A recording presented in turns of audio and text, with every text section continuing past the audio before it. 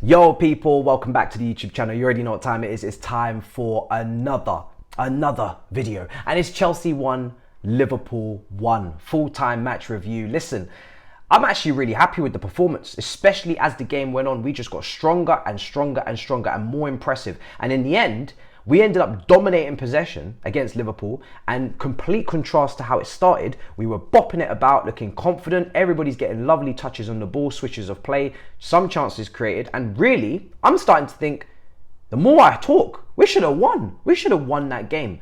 But it is what it is. I'm happy with the performance. Obviously, the result 1-1 is kind of meh, but it wasn't boring like it's been before with those 0-0s last season. So let's talk about it. The lineup. Now, we were all, probably most of you, along with myself, a little bit confused, a little bit almost underwhelmed, maybe even a little bit jaded from seeing that lineup. That back three back again from pre-season against Wrexham in the second half. We have not really seen it since, unless in game we do have a couple of subtle changes, but mainly we've been going with a 4, and then suddenly at the start of the game we see a back 3 and everybody's gasping for air. Everybody is dumbfounded by why are we moving to a different formation in our first game of the season. But I guess as the game transpired, the first part of the game we did struggle, let's be honest. We couldn't really keep the ball. It was very hot potato, very chaotic, and Liverpool were killing us on transition, and really Gallagher was there on his own. And I've got a very big happy mention to give Gallagher.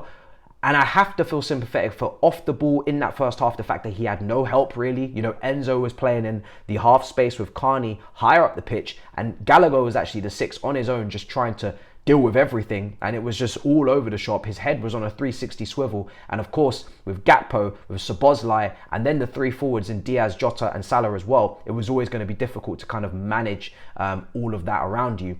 But when Silva was trying to punch that ball into him in the first phase, he was a turnover machine, and I just wanted Silva. I stopped blaming Gallagher. I said, brother, Silva, you train with this man. You know he is not press resistant. Stop giving him the ball. Stop giving him the ball. Silva, you know, had a couple of passes today that nearly gave me a heart attack, but that one into Gallagher constantly was just not for me. So I wanted us to stop doing that. We obviously scored. We obviously let in the goal from Diaz.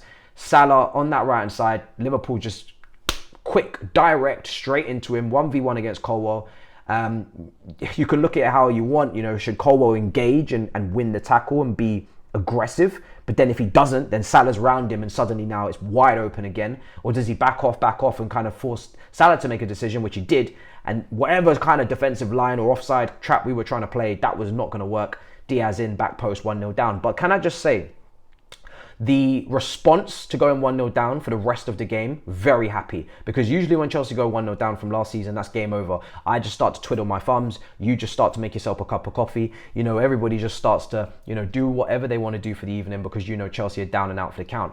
But today, we actually responded in the right way, in the right manner, and we bounced back. And the goal from, you know, Decisive with the debut goal. Beautiful, wonderful ball back into the box after we didn't get the first set piece accurate enough, and he gets his shot in. He, you know, kind of stabs it home, and it's 1-1, and he gets his debut goal. And I'm really happy for him because I think, again, for him, as the game went on, he started to improve as well. He started to get better and better. He showed some wonderful range of passing, some wonderful switches of play. And I'm actually quite happy with his performance on his debut. I wasn't expecting to see him in the team. We haven't seen him in pre-season. And there's definitely, you know, a lot of potential to be had with him as well in this team, hopefully. So really happy with him, and really happy with Reece James. Reece James, captain, fantastic, armband on, ready for the day, and he delivered. He delivered like a postman. Do you know what I'm saying? That brother brought the letters on time, no problem. He was fantastic to watch, a joy to watch. And this is why he gets into the conversations that people always question why. Why is Reece James in this conversation? He's not fit. He's not consistently available. Well, yes, that is true. But when he's at it, when he's on song, this guy's performance can be up here, and nobody can compete. Look at the range of passing today. Look at the crossing. Look at the chance creation. Look at the authority on the pitch that he had to play at that position and to kind of almost we're playing through him.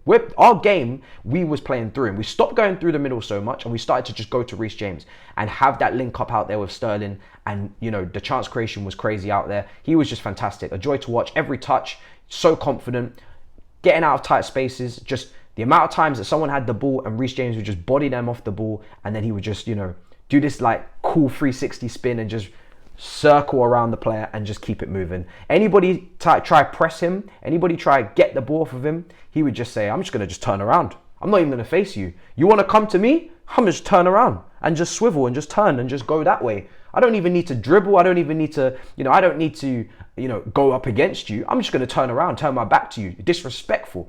So great performance from him. Arguably could have been man of the match. But a lot of people were giving Enzo that man of the match, and I can understand why. He was unreal, especially in the second half. He just took his game to another level. And this is the partner for Caicedo. This is what Caicedo wants to be playing next to you. This is the level of midfielder. This guy, in the second half especially, he was oozing confidence. He was just taking a touch, taking another touch, just turning people. Oh, it was a conductor. He was a conductor, a creative conductor. And he was just starting to operate. And once he was in the right headspace now, he's just taking over. He's taking over, and the whole game is his oyster. Do you know what I'm saying? It's like free roam on GTA. He's just running around doing whatever he wants at this point. He's running the show. He's patrolling, and it was beautiful to watch him.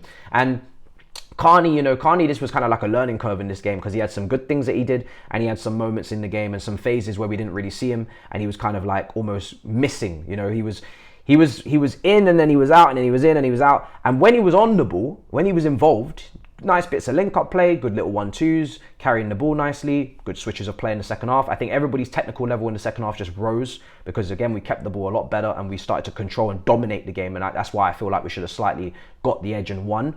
But Carney, you know, it's a learning curve. Sometimes he's going to play, sometimes he's going to come out, sometimes he's going to come in. And that's what you have to expect. You can't be overly critical over these guys that are now coming into their first full seasons. For him, you know, he didn't really even play last season. They've got the talent. You can see what they've got, but they need to be coached. They need to be worked on. And it's a learning curve for him. Not expecting him to start every game. But when he did get, you know, involved, he started to create some chances as well. Jackson today was fantastic. Jackson was just... Again, the hold-up play from Jackson is just so mature for his age. He's such a mature striker. His ball retention is on another level. This is the type of striker I like to have at my club. When you get the ball to Jackson and you give him unfavourable situations where there's 2-3 players around him, he still manages to get out of those situations, whether it's drawing a foul, whether it's getting past a player and, you know, then recycling it and giving it to someone else and getting himself into the box. He is so good at just not, you know, allowing himself to become a player that falls to the ground willy-nilly. We've had it before where they're too weak, and they're too weak-minded and also weak physically to be able to stand up to the test. And this is Van Dijk and Konate that we're talking about, that he's going up against today. And there was a moment again where, you know, you look at him in a straight line going up against Konate, still managing to fashion out a left-footed shot. Obviously it wasn't crisp and clean. Tried to go under Alisson, couldn't quite. Another opportunity again, fizzed into the middle. Gets past, there's 3 players around him, still manages to manufacture a way through, and then the left foot shot again, just wide of the post, should have got a cleaner connection. There was a big chance that he should have scored in the first half where the ball was cut across and he just lashed at it, you know, and that was probably the easiest chance that he had, and he ballooned it over the bar. But I'm not worried about him actually getting goals, because he is going to get chances and he creates his own chances as well. And this is what I love. This is what I keep talking about. Get a striker that can do it all, get a striker that has a well-rounded game, and you can get performances like that where we are kicking it long to him, we are using him as an outlet, and he has got 2-3 players around him, but he finds a solution because he's not expecting and not needing 2-3 players around him at all times to combine. 2-3 players at at all times to link up with. He can also handle business on his own. So very impressed with him, very mature performance, and hopefully, unfortunately, he didn't get the goal. I think the goal would have just perfectly rounded it off for him, but he didn't quite get it. Sterling was better. Sterling was much better than he was in pre-season. I know a lot of people are onto Sterling right now, and rightly so, because there's a lot of expectation and he's on a lot of money and he's very experienced. But you have to take a look at, again, just like Enzo, what we saw in pre-season and then what we saw today. Sterling was frustrating at times. You know, he did run into some corridors, and he did not have the weight of pass that I wanted from him, and he did, you know, have the decision-making moments where you're like, what are you doing? But then there were also times, I shouted a few times at Sterling today again, but there were also quite good connections with Reece. There were some great crosses into the box as well from Sterling. There was some wonderful link-up play and you know, chemistry and connection over there on that right. We did create most of our chances down that right. So I think Sterling, again, he did get better, and he did show, you know, for large parts of the game that he could actually help us. But again, you know, there's competition for places in this team. We're going to be wanting and looking for more. So yeah, substitutions come on as well. We saw Leslie come on for a little bit of a cameo. Ian Matson, didn't really see too much from him when he came on, a little bit quiet. Gusto came on as well, you know, done a job. Reece James coming off 75 minutes, I have no problem with that. You want to see both those two guys playing. People are looking at Reece James coming off and thinking, oh, has he got an injury? It's precaution, looking after him. He's had niggles before in pre-season, we're looking after him. We know that we can trust Gusto, so we don't have any issues, and that's healthy, you know, game time for both of them. You saw the way that Reece James was talking to Gusto when he was coming on. He said, listen, brother, this is your time, going out there, handle business. I took 75, you go take the next 15. You know, go get shit done. So good to see that's a healthy relationship, that's healthy competition. And yeah, for me personally, listen, Sanchez had one brain fart where he gave the ball away, nearly cost us, but apart from that, pretty calm, quiet day from him. And Mudryk, Madueke, listen, there's options on the bench. We know what we're trying to do in the midfield. We're trying to make those moves with the signings. Easy does it. Let's continue from this. I'm looking forward to hopefully seeing more from Santos. I think he could have been used in this game. The tackle of the game from Gallagher, I'm not going to forget to mention that. Gallagher made one of the best tackles you can make, just period. Last man, I think he was. Salah, I think it was. And diving in with that slide tackle. And I'm taking that as a goal line, you know, clearance. Honestly, if he doesn't make that tackle and he doesn't get it right, he's either getting sent off and we're down to 10 men, or Salah's going on and scoring. That recovery tackle was just a moment to just say, do you know what? Fair play to Gallagher. You weren't playing in your natural position today. You were outnumbered a lot in that midfield as well, because Enzo and Carney were more high up. And we know that you're not press resistant. We know that you're going to turn it over. So I'm not even going to get angry. But what you needed to do and what we expect you to do, you put it out there to get it done, and you tried your very best at that. And you know what? For that tackle and for some of the other tackles and interceptions, and for the fact that in the second half, you also technically improved and started to bop it about and didn't give the ball away so much. Everybody, all good for me today. All good for me today. Very happy. No major criticisms. And really, just hopefully get the signings in. Obviously, we expect to see them before next week. And then we can go back to the 4 and go back to playing how we, you know, are expecting to play. Maybe even we're going to make an attacking reinforcement. So, Enzo, unbelievable. Caicedo, that's your partner. Don't go anywhere. Guys, 1-1, it is what it is. We wanted to win, but very encouraging signs. And this is not the same Chelsea from last season. It's a much more organised Chelsea. It's a Chelsea that pressed. Oh, the press in the second half was beautiful. We were in their faces. Go and look at how many duels we won. Go and look at how many times there were 50-50s and Chelsea players were in there and getting the ball back and getting it and going again for another attack.